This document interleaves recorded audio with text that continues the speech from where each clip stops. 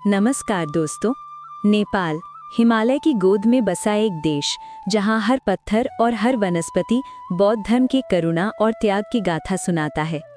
इन्हीं पवित्र धरती पर है नमो बुद्धा, जहां आज भी एक अविश्वसनीय कथा लोगों के हृदय को झकझोर देती है। वो कथा है महासत्व और बाघ की। ये वही स्थान है जहां बोधिसत्व ने अपने प्राणों का बलिदान कर भूखी व्याघ्री और उसके शावकों को जीवन दान दिया था।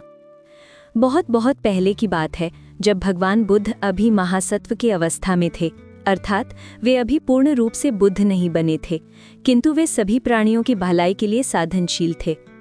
कहानी की पृष्ठभूमि एक जंगल है जहां अकाल पड़ा है, वर्षा नहीं हुई है, भोजन कम है, वन जीवन कष्ट में है। घटना स्थल एक चट्टानी ऊंचाई या खड़ी चट्टान, नीचे एक खाई जिसमें भूखी व्याघ्री और उसके नन्हे बच्चों की अवस्था है। मुख्य घटना या कथानक, जंगल में भ्रमण। महासत्व और उनका शिष्य अजित जंगल में भ्रमण करते हैं। बहुत समय से वर्षा नहीं हुई है, वन शुष्क है। दूर से वे किसी पशु की कराह सुनते हैं। अजित डरता है और कहता है, गुरु, ये बाघ की कराह सुनाई देती है, हमें लौट जाना चाहिए। महासत्व शांत है और कहते, रुको अजित, ये साधारण कराह नहीं है, ये भूखे बाघ की कराह है। आगे चलो, देखेंगे क्या किया जा सकता है। दृश्याविलोकन। वे एक चट्टान की खाई के किनारे पहुंचते हैं। नीचे देखते हैं कि एक अत्यंत दुबली व्याघ्री अपने बच्चों के करीब खड़ी है। बच्चों के पास जाने पर वो उन्हें भगा देती है। हालत ये हो चुकी है कि भूख से वो बच्चों को ही भोजन समझ सकती है। महासत्व कहता है मन ही मन, अगर समय रहते कुछ न किया जाए तो ये बच्चे ही शिकार बन जाएंगे। इस कर्म का पुण्य और पाप दोनों बहुत भारी होंगे। महासत्व अजित से कहता है, जाओ और दूर से खाना तलाशो, कुछ भी हो जल्दी लाओ, मैं यहीं रुककर देखता हूँ कि क्या कर सकता हूँ। अजित चला जाता है भोजन खोजने। महासत्व तुरंत सोचते हैं, अगर अजित समय पर न लौट सके तो इन बच्चों की रक्षा कैसे होगी।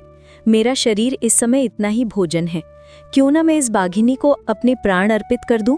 वे अपनी ऊपरी वस्त्र रोब निकालकर एक शाखा पर लटका देते हैं। शांति से स्तब्धित होकर वे चट्टान से नीचे कूद जाते हैं। उनके गिरने की आवाज़ सुनकर व्याघ्री हिचकिचाती है। वो देखती है कि नीचे एक निर्जीव मानव शरीर रक्त में लथपथ है। भूख से त्रस्त व्याघ्री उस शरीर की ओर झपटती है और धीरे धीरे उसका मांस खाती है। बच्चे भी पास आकर उसी मांस में शामिल होते हैं। वे पूर्व की अवस्था में संतुष्ट दिखते हैं। अजित लौट कर आता है और गुरु को वहीं नहीं पाता। चारों ओर देखते हुए वो वस्त्र को शाखा पर लटका हुआ देखता है। वो दहशत और दुख से नीचे चट्टान की ओर झांकता है। वहां वो बाघिनी को खाता हुआ पाता है और उसके आसपास उस गुरु के चीर फाड़े कपड़े बिखरे होते हैं। वो समझ जाता है कि महासत्व ने अपना जीवन समर्पित किया है। वो रोते हैं और वापस अपने अन्य शिष्यों को ये कथा सुनाते हैं। सभी उस स्थान पर जाते हैं, चट्टान से उनकी हड्डियों को इकट्ठा करते हैं और एक सुंदर स्तूप का निर्माण करते हैं। देवता स्वर्गीय वंदनाएं भी वहां आकर भूमि पर पुष्पों, गंध और दिव्य सुगंधित पदार्थ बरसाते हैं, इस महान त्याग को श्रद्धांजलि देने हेतु। इस घटना के पश्चात लोग इस देहदान को देहदान के नाम से स्मरण करते हैं। ये कथन दर्शाती है कि महापरम पुण्य किस प्रकार प्राप्त होता है, अपने स्वार्थ के त्याग में। ये घटना बुद्ध के जीवन पुराने जन्मों जातक कथाओं में प्रसिद्ध है।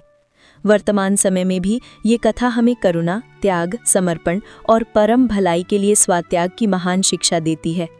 इसमें कहा जाता है कि सभी पापों और पुण्यों का स्वरूप अनादि अनेकार्थक यानी कारण है, लेकिन ये कथा उस श्रेष्ठतम पुण्य यानी परहितार्थ को दर्शाती है। ऐतिहासिक और धार्मिक संदर्भ। इस कथा को व्याघ्री जातक टिग्रिस जातका कहा जाता है। ये कथा जातकमाला एवं बौद्ध साहित्य में पाई जाती है।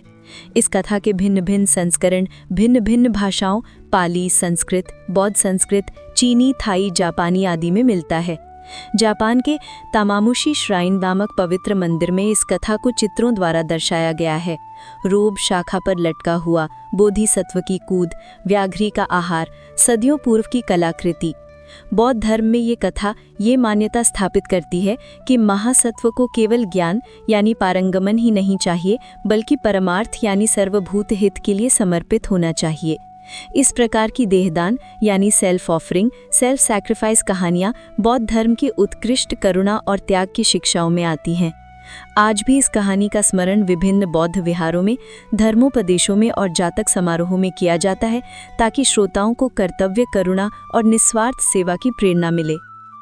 महासत्व और व्याघ्री की कथा सिर्फ अतीत की घटना नहीं है, ये हमें आज भी करुणा और निस्वार्थ भाव से जीना सिखाती है।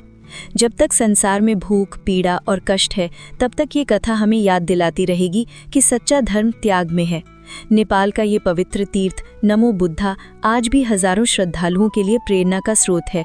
यहाँ आने वाला हर यात्री अपने भीतर ये संकल्प लेकर लौटता है कि जीवन केवल अपने लिए नहीं, बल्कि सभी प्राणियों के लिए है। कहानी पसंद आई तो लाइक, सब्सक्राइब करना ना भूलना दोस्तों।